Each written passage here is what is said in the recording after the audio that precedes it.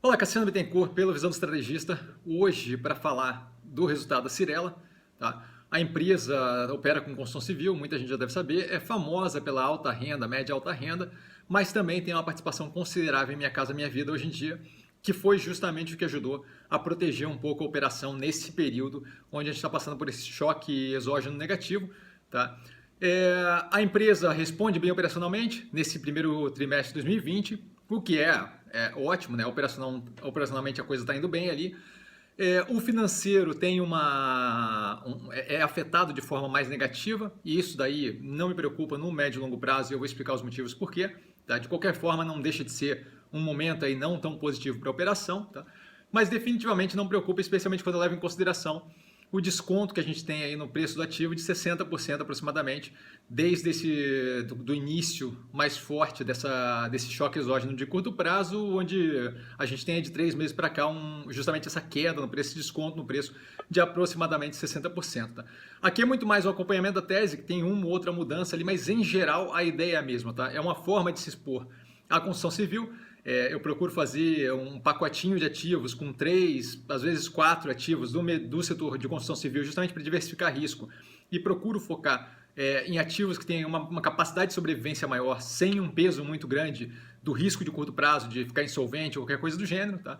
No caso aqui, o setor tem um potencial de crescimento agora um pouco estacionado, mas no pós-crise a gente deve ver um potencial de crescimento considerável. Tá? A gente já vinha com um início de ciclo de crescimento nesse setor.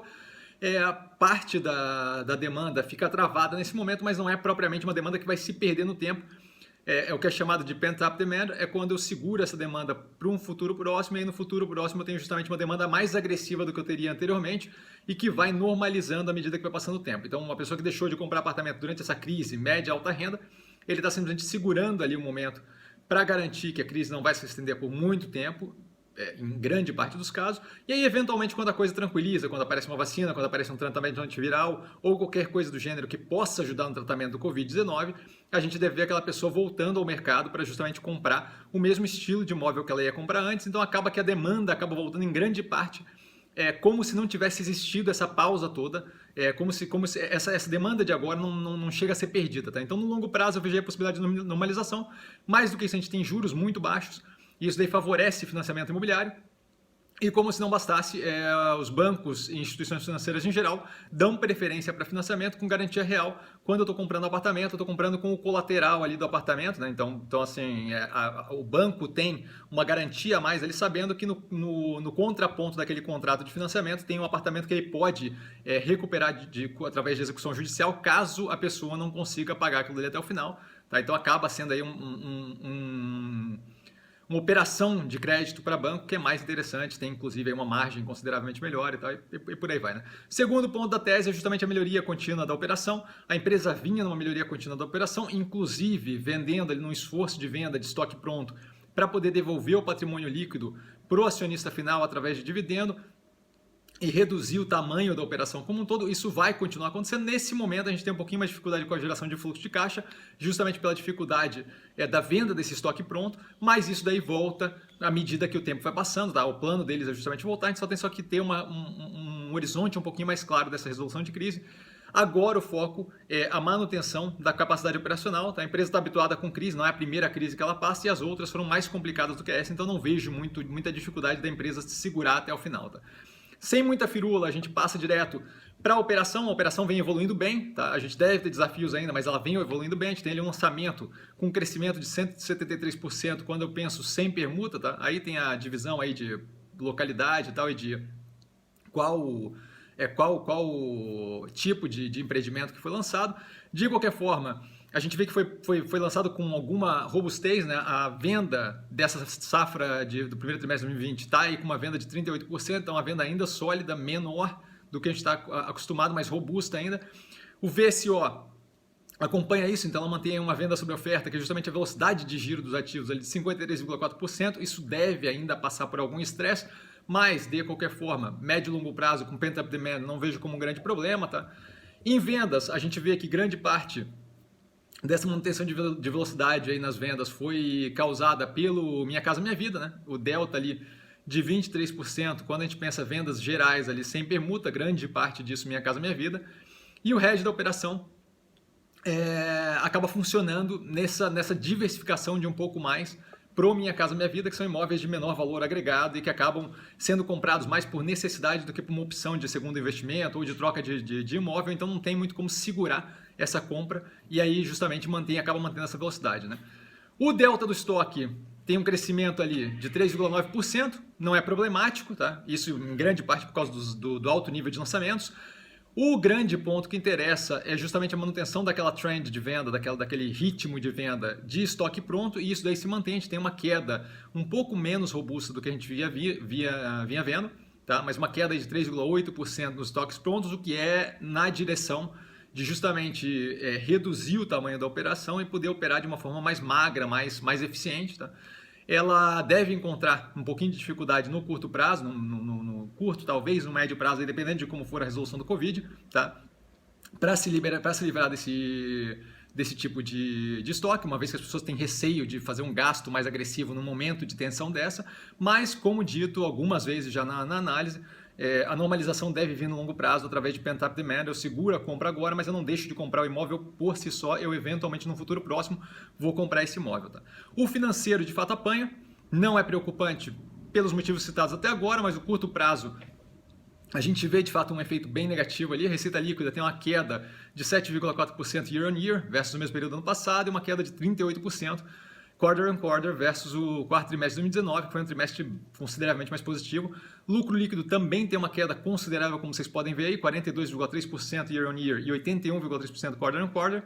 Em grande parte, aí, por causa da desvalorização de participação em Tecnisa e Cirela Commercial Properties, o valor total é de 29 milhões, então dá para ter uma noção de quanto foi por causa de desvalorização de ativo que ela está comprada a valor de mercado, né?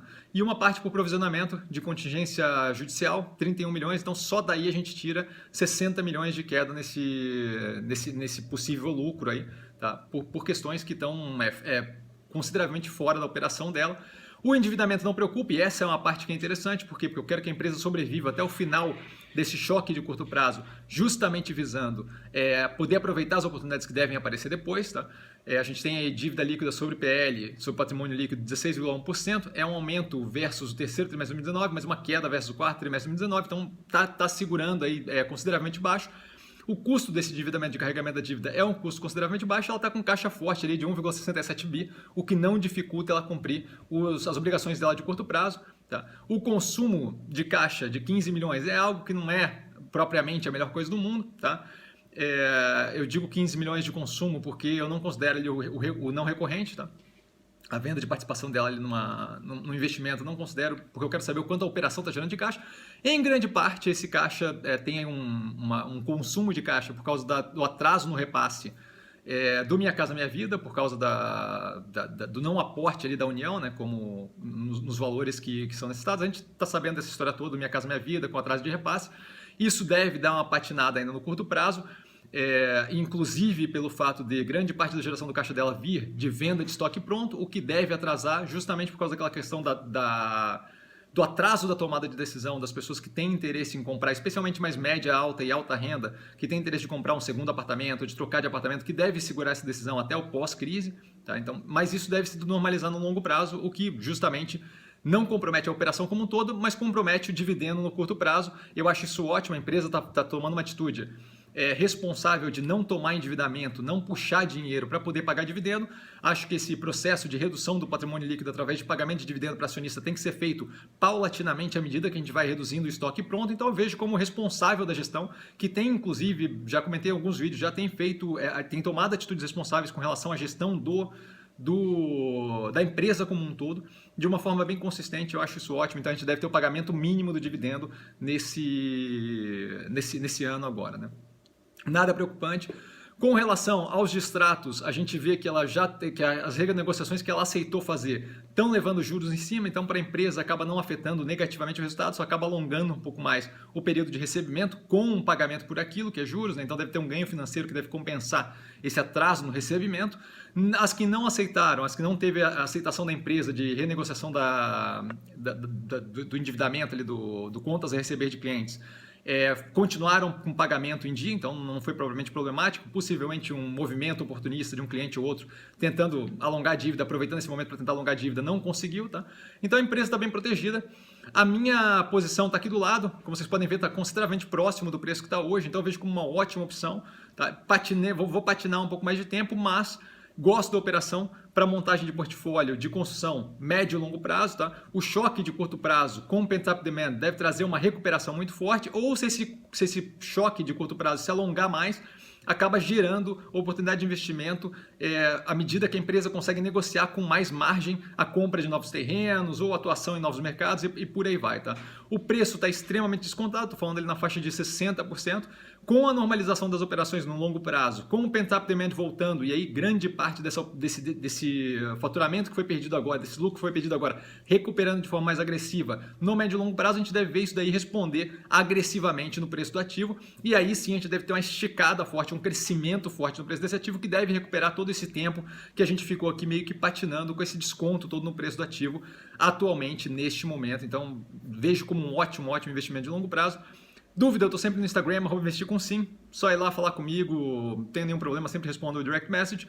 E vale lembrar que quem aprende a pensar bolsa opera com mero detalhe. Grande abraço.